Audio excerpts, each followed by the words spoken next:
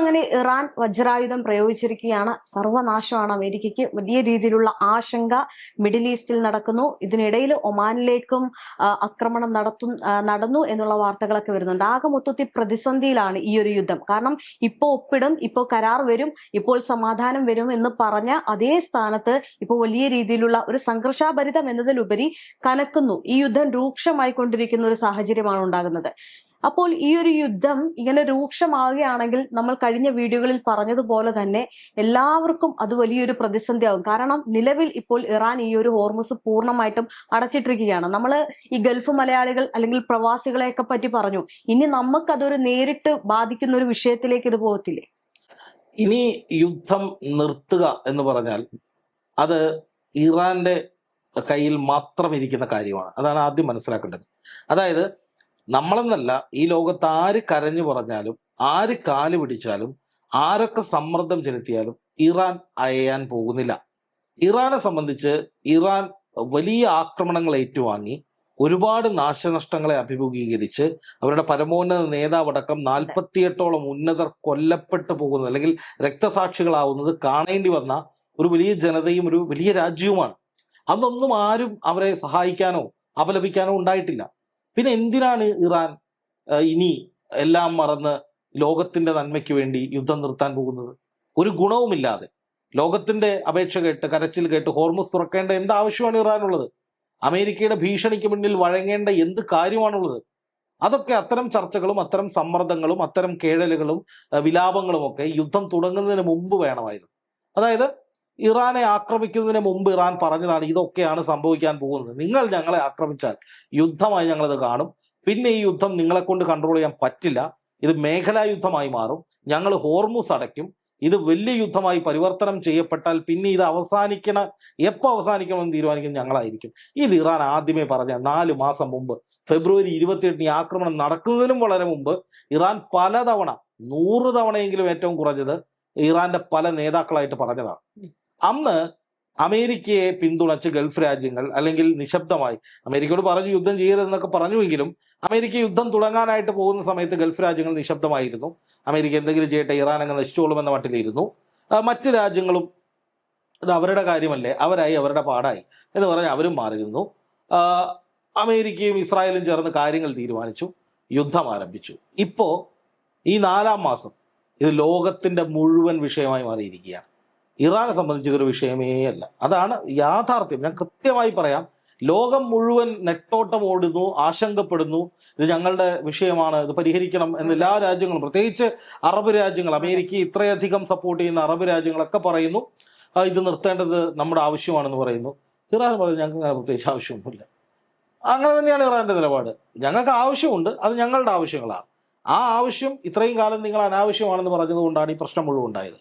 ഇനി ഞങ്ങളുടെ ആവശ്യം അതൊരാവശ്യമായി കണ്ട് നിങ്ങൾ അംഗീകരിക്കുക, ഞങ്ങളുടെ അവകാശങ്ങൾ സംരക്ഷിക്കുക, ഞങ്ങൾക്ക് നഷ്ടമായതെല്ലാം സാമ്പത്തികമായ നഷ്ടങ്ങൾ തിരിച്ചു തരിക, നഷ്ടപരിഹാരമായി മുതലും പലിശയും ചേർത്ത് തരിക, എങ്കിൽ മാത്രമേ ഞങ്ങൾ ഇപ്പൊ തൽക്കാലം പിന്മാറാൻ ഉദ്ദേശിച്ചിട്ടുള്ളൂ എന്ന് ഇറാൻ പറയുമ്പോൾ ഇതനുസരിക്കുകയല്ലാതെ എന്താണ് പോംവഴി?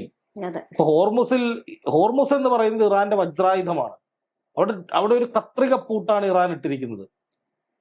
കൃത്യമായി പറഞ്ഞാൽ ഒരു കത്രികപ്പൂട്ടാണ്. അതായത് എങ്ങനെ ഇരുതല മൂർച്ചയുള്ള വാളെന്നൊക്കെ പറയുന്നത് പോലെ അമേരിക്കയെ സംബന്ധിച്ച് അല്ലെങ്കിൽ മറ്റ് രാജ്യങ്ങളെ സംബന്ധിച്ച് ഈ ഹോർമുസിൽ ഒരു ചെറുവിരൽ അനക്കാൻ കഴിയില്ല. അതിന്റെ കാര്യം എന്താണെന്നറിയോ? ഇതൊരു ചെറുവിരൽ അനക്കിയാൽ അതിന്റെ നഷ്ടം നമുക്ക് എണ്ണിത്തിട്ടപ്പെടുത്താൻ കഴിയാത്തതായിരിക്കും.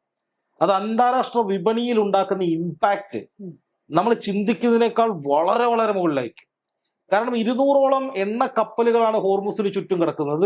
ഒരു ജല ബോംബ് അല്ലെങ്കിൽ ഒരു ആറ്റം ബോംബ് ഈ സമുദ്രത്തിൽ കൊണ്ടിട്ടിരിക്കുന്നത് പോലെയാണ്. കാരണം അത് മുഴുവൻ തകർക്കാൻ ഇറാനെ സംബന്ധിച്ച് വലിയ സമയമൊന്നും വേണ്ട. അത് മുഴുവൻ തകർന്നാൽ ഉണ്ടാകുന്ന ഒരു ഇമ്പാക്റ്റ് ആലോചിച്ച് നോക്കും. അതുണ്ടാക്കുന്ന സ്ഫോടനം ഉണ്ടാക്കുന്ന ഫിസിക്കൽ ഡാമേജ് ഒരു വശത്ത്, 2 അതുണ്ടാക്കുന്ന സാമ്പത്തിക നഷ്ടം അത് എത്രത്തോളം ഭീകരമായിരിക്കും. എത്ര മില്യൺ, എത്ര ട്രില്യൺ ഡോളേഴ്സ് ആയിരിക്കും. ട്രില്യൺ ഡോളേഴ്സ് ആയിരിക്കും. അത് എണ്ണിത്തിട്ടപ്പെടുത്താൻ പറ്റില്ല. അതാണ് ഈ ലോകം ഭയക്കുന്ന ഒരു കാരണം. ഇറാന് മുന്നും പിന്നും നോക്കാനില്ല എന്നുള്ളതും ഇറാൻ ആരെയും ചെവിക്കൊള്ളില്ല എന്നുള്ളതും ഈ 4 മാസത്തിനിപ്പുറം അണ്ടർസ്റ്റുഡ് ആയി കഴിഞ്ഞു. അതിൽ ഇനി നമ്മൾ പ്രത്യേകിച്ച് ചർച്ചയൊന്നും ചെയ്യേണ്ട കാര്യമില്ല. അതങ്ങനെയാണ്. അപ്പൊ സ്വാഭാവികമായിട്ടും ഇറാൻ ഇനി സമ്മർദ്ദങ്ങൾ വർദ്ധിപ്പിക്കുക എന്നുള്ളതാണ്. ആ സമ്മർദ്ദങ്ങളിൽ ഹോർമുസിലെ കപ്പലുകൾ കൂടി തകർക്കാൻ തീരുമാനിച്ച എന്തായിരിക്കും അവസ്ഥ? തീർച്ചയായിട്ടും എല്ലാം തകർന്ന് തരിപ്പണം. സമ്പദ് വ്യവസ്ഥയും എണ്ണവിലയും ഒക്കെ തീർന്ന് എല്ലാം തകർന്ന് തരിപ്പണം. അപ്പൊ ഞാൻ പറയുന്നത്, എല്ലാം നഷ്ടപ്പെട്ടവനോട് മുട്ടാൻ നിൽക്കരുത് എന്ന് പറയുന്നത് പോലെ മരിക്കാൻ ഇറങ്ങി തിരിച്ചവനോടും ചൊറിയാൻ നിൽക്കരുത്. കാരണം അവനെ സംബന്ധിച്ച് രക്തസാക്ഷിയാവുക എന്നുള്ളതാണ് അവന്റെ ഏറ്റവും വലിയ കർമ്മം. കൊണ്ട് തോൽപ്പിക്കാൻ കഴിയില്ല. അതാണ് ഇപ്പൊ അമേരിക്ക ചെയ്തുകൊണ്ടിരിക്കുന്നത്. മരിക്കാൻ തയ്യാറായി നിൽക്കുന്ന, അല്ലെങ്കിൽ രക്തസാക്ഷികളാകാൻ തയ്യാറായി നിൽക്കുന്ന ഒരു ജനതയോട്, ഒരു രാജ്യത്തോട്, ഒരു സൈന്യത്തോട് നിങ്ങളെ ഞങ്ങൾ തട്ടിക്കളയും എന്ന് പറഞ്ഞു കഴിഞ്ഞാൽ അവർ പോയി പണി നോക്കുന്നേ പറയും. അതാണ് ഇവിടെ സംഭവിക്കുന്നത്. അപ്പോ വജ്രായുധം എന്ന് പറയുന്നത് ഇറാൻ പ്രയോഗിച്ചു കഴിഞ്ഞു, പുറത്തെടുത്തു. അതാണ് ഹോർമുസിലെ ബ്ലോക്കേഡ്. ഇനി അത് ഒഴിവാക്കാനായിട്ട്, ആ വജ്രായുധത്തെ തകർക്കാനൊരു നീക്കം നടത്തിയാൽ, ഞാൻ നേരത്തെ പറഞ്ഞതുപോലെ ചോരപ്പുഴയുണ്ട്, കൂട്ടം മരണങ്ങൾ ഉണ്ടാകും, വലിയ സ്ഫോടനങ്ങൾ ഉണ്ടാവും, എണ്ണിത്തിട്ടപ്പെടുത്താൻ കഴിയാത്ത നാശനഷ്ടങ്ങൾ ഉണ്ടാകും. കാരണം ഇറാൻ സംഹാര താണ്ഡവത്തിലേക്ക് കടന്നിട്ടുണ്ടെങ്കിൽ, അല്ലെങ്കിൽ അവര് കണ്ണും പൂട്ടി അടിക്കാൻ തീരുമാനിച്ചിട്ടുണ്ടെങ്കിൽ അറബ് രാജ്യങ്ങൾ പോലും ബാക്കിയുണ്ടാവില്ലെന്നേ. അതിനുള്ള ശേഷിയുണ്ട്. ഈ ഹോർമുസ് അടയ്ക്കുന്നിടത്താണ് അമേരിക്കയുടെ പ്രൊജക്ട് ഫ്രീഡം എന്ന് പറയുന്ന പദ്ധതി ഉള്ളത്. അപ്പം ഈ ഒരു പദ്ധതിയിൽ ട്രംപ് അവകാശവാദം ഉന്നയിക്കുന്നത്, ഞങ്ങള് ഈ പറയുന്നത് പോലെ തന്നെ അതുവഴി കപ്പൽ ഞങ്ങൾ കൊണ്ടുപോയി, ഞങ്ങൾ 22 കപ്പൽ കൊണ്ടുവന്ന്, പക്ഷെ അത് മറ്റൊന്നും സ്ഥിരീകരിച്ചിട്ടില്ല. അപ്പം ഈ ഒരു ഹോർമുസ് പൂർണ്ണമായിട്ടും അടച്ചിടുന്ന സമയത്ത് അവിടെ അമേരിക്കയുടെ ഈ ഒരു പ്രൊജക്ട് ഫ്രീഡം ഇരിക്കുകയാണ്. ഇത് വീണ്ടും ഒരു സംഘർഷത്തിലേക്കല്ല കൊണ്ടുപോകുന്നത്. അല്ലെങ്കിൽ അവിടെ അമേരിക്ക പത്യമടർത്തുന്ന, അതായത് എപ്പോഴും പറയുന്നത് പോലെ തന്നെ പിന്മാറുന്ന, അല്ലെങ്കിൽ നാണക്കേട് മറയ്ക്കാൻ വേണ്ടിയിട്ട് എന്തെങ്കിലും ഒരു ബോംബിട്ടിട്ട് അവിടുന്ന് പതിയെ പിന്മാറുന്ന രീതിയായിരിക്കുമോ സ്വീകരിക്കുന്നത്? അല്ല രേഷ്മ, അതിലേ പണ്ട് ചെങ്കടലിൽ ഹോർമുസ് അല്ല, ചെങ്കടൽ ഹൂത്തികൾ ഉപരോധിച്ച സമയം, ഇസ്രായേൽ പലസ്തീൻ യുദ്ധം നടക്കുന്ന സമയത്ത് ഈ ഓപ്പറേഷൻ പ്രോസ്പെറിറ്റി ഗാർഡിയൻ എന്ന് പറയുന്ന ഒരു പദ്ധതി അമേരിക്ക വിഭാവനം ചെയ്തത്. അമേരിക്കയും ജോർദാനും ഫ്രാൻസും യൂറോപ്യൻ ബ്രിട്ടനും ഒക്കെ അടങ്ങുന്ന അമേരിക്കയുടെ സഖ്യകക്ഷികൾ എല്ലാവരും കൂടെ ചേർന്നിട്ട് ഒരു പടക്കപ്പൽ, അമേരിക്കയുടെ ഒരു വലിയ പടക്കപ്പൽ, ഈ USS എബ്രഹാം ലിങ്കൺ പോലൊരു സാധനം, അത് ഇറക്കുകയാണ്. അത് ചെങ്കടലിലേക്ക് വരുന്നു. ആ കപ്പല് ഹൂത്തികൾ എന്ന് പറയുന്ന ഒരു ചെറിയ ഗ്രൂപ്പാണ്, മാക്സിമം ഒരു 30,000 പേരെങ്ങാണ്ട് ആകെ കാണുള്ളൂ. ആ ഗ്രൂപ്പിലെ വളരെ കുറച്ച് 10-15 ബോട്ടുകളാണ് ചെങ്കടൽ ബ്ലോക്ക് ചെയ്യാനായിട്ട് ഇറങ്ങി തിരിച്ചിരിക്കുന്നത്. ബാക്കി ശേഖരം അവരുടെ കയ്യിലുണ്ടെങ്കിലും പ്രത്യക്ഷത്തിൽ അത്രയേ ഉള്ളൂ. ഈ ഓപ്പറേഷൻ പ്രോസ്പെറിറ്റി ഗാർഡിയൻ ഉപയോഗിച്ചിട്ട് കെട്ടിക്കിടക്കുന്ന, ചെങ്കടലിൽ സൂയസ് കനാലിന് ഇപ്പുറത്ത് കെട്ടിക്കിടക്കുന്ന കപ്പലുകളെ മുഴുവൻ ഞങ്ങൾ സ്വതന്ത്രമാക്കുമെന്നുള്ളതായിരുന്നു അന്ന് ജോ ബൈഡന്റെ വാദം, അമേരിക്കയുടെ അന്നത്തെ പ്രസിഡന്റ്. അങ്ങനെ കപ്പലുകൾ വരുന്നു. ഒരു കപ്പൽ വന്നു, രണ്ടാമത്തെ കപ്പൽ വന്നു. ആ കപ്പലുകൾ ഒരു സുപ്രഭാതത്തിൽ അജ്ഞാതമായ ചില കാരണങ്ങളാൽ തിരിച്ചു പോവുകയായിരുന്നു. അതായത് ആ പദ്ധതി ഉപേക്ഷിച്ച് ഉള്ള ജീവനും കൊണ്ട് ആ കപ്പലും അതിലെ ജീവനക്കാരും പിന്തിരിഞ്ഞോടിയ ഒരു ചരിത്രമുണ്ട്. കാരണം ഹൂത്തികൾ എന്ന് പറയുന്ന ഇറാന്റെ സ്പോൺസർഷിപ്പുള്ള, അല്ലെങ്കിൽ ഇറാന്റെ പ്രോക്സി ഗ്രൂപ്പുകളായിട്ടുള്ള ചെറു ഗ്രൂപ്പുകൾ, അവരതുപോലെ ആക്രമണം നടത്തി കപ്പലുകളെ തുരത്തുമായിരുന്നു. അത് ഹൂത്തികളുടെ കാര്യം.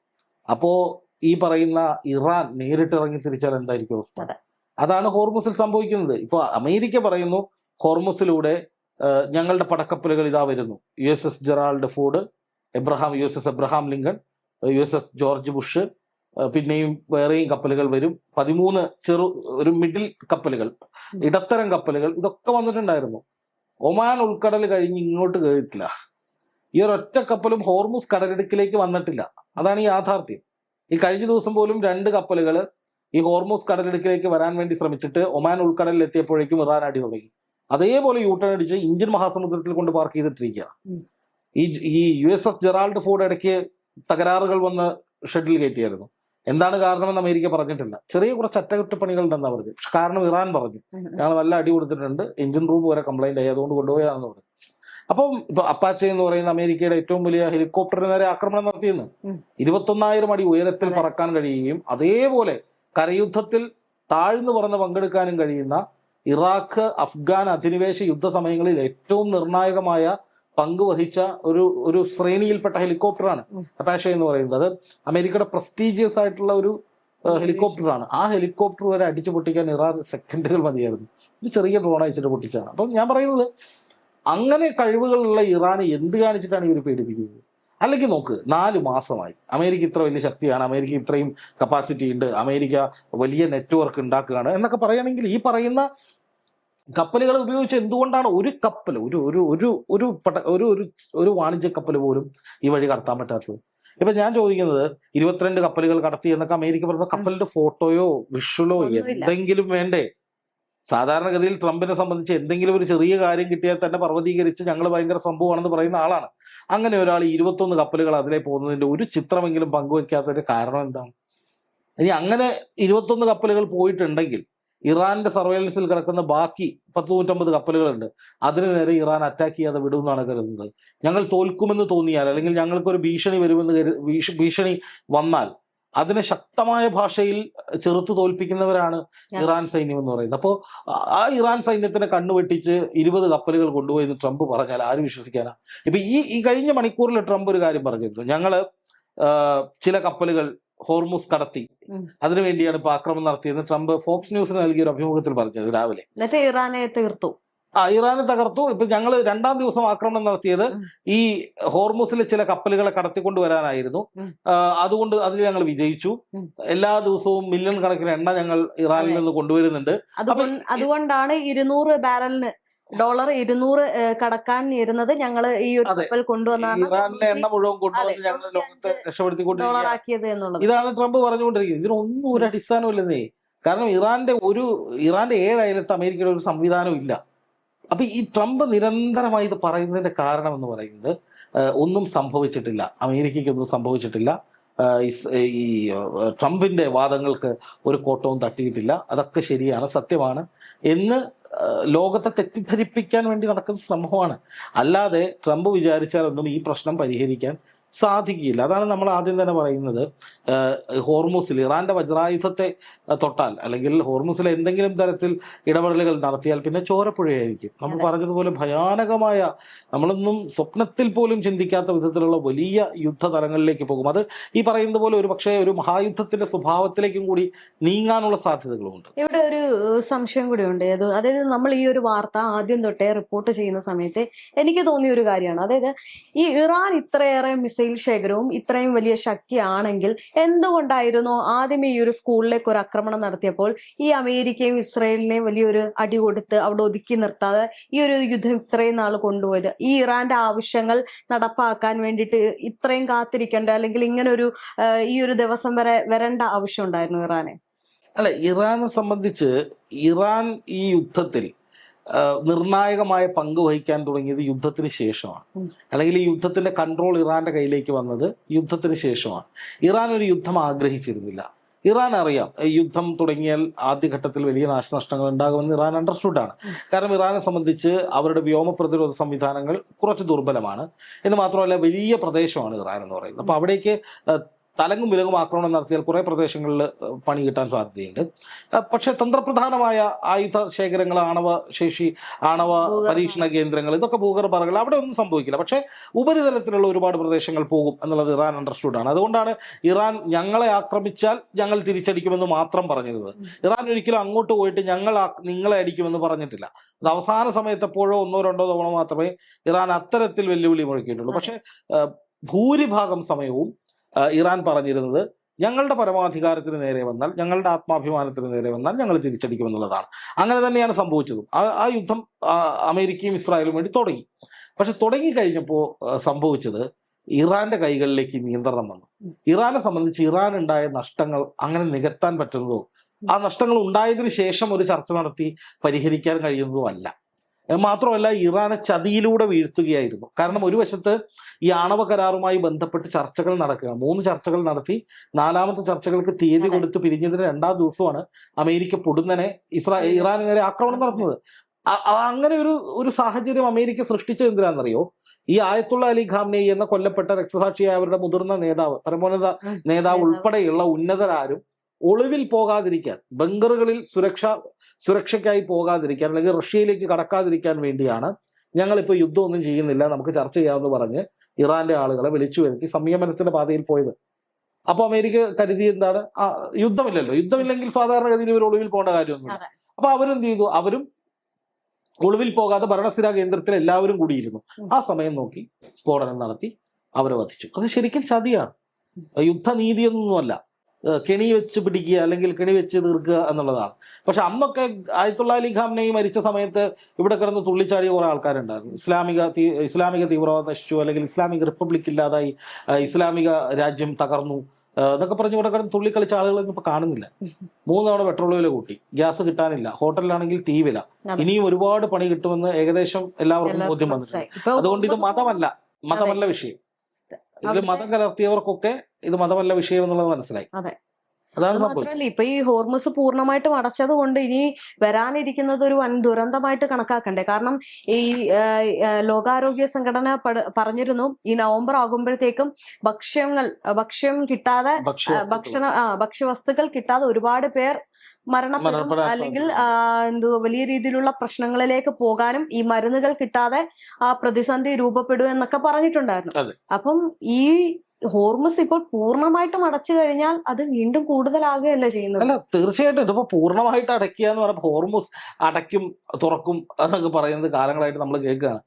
പക്ഷേ ഇത് പൂർണ്ണമായിട്ട്, അതായത് ഇറാന്റെ സൗഹൃദ രാഷ്ട്രത്തിന് പോലും അതിലെ പോകാൻ പറ്റാത്തൊരു സാഹചര്യത്തിലേക്ക് ഇറാൻ കാര്യങ്ങൾ എത്തിച്ചിരിക്കുകയാണ്. അതേസമയം അമേരിക്ക ഇറാനിലേക്കുള്ള കപ്പലുകൾ തടയുന്ന വിധത്തിൽ ഹോർമുസിൽ മറ്റൊരു ബ്ലോക്കേഡും ഉണ്ടാക്കിയിട്ടുണ്ട്. പക്ഷെ ഇറാനെ സംബന്ധിച്ച് ഇനി അതൊന്നും നോക്കേണ്ട കാര്യമില്ലെന്നേ.